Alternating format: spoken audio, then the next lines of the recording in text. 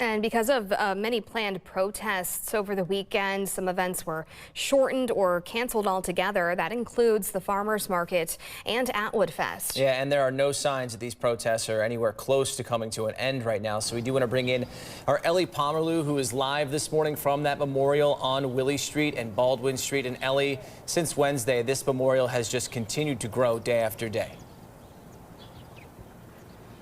Yeah, good morning, Tim and Gabriella. We're going to be recapping some of those demonstrations that happened over the weekend. But first, I want to give you a look at what we're seeing behind me here this morning. We are on Williamson Street at the barricade leading up to that intersection where the memorial continues to grow. We're starting to get some daylight this morning.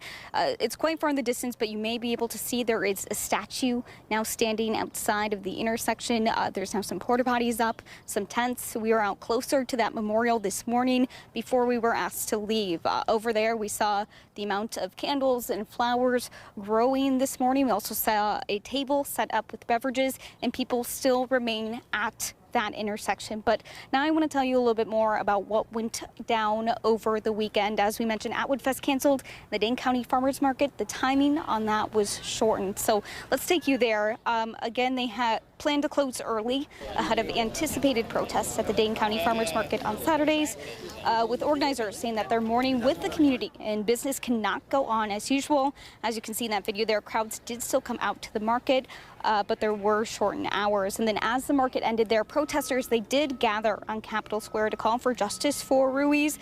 Market organizers prepared for a large crowd. The protest was smaller in size compared to ones that had happened in prior days, but activists, they still showed up to share their message. And then also on Saturday, protesters gathered back on Williamson Street in the evening for a glow-in-the-dark march. Now, attendees, they were encouraged to wear all black and bring glow sticks and flashlights for that demonstration.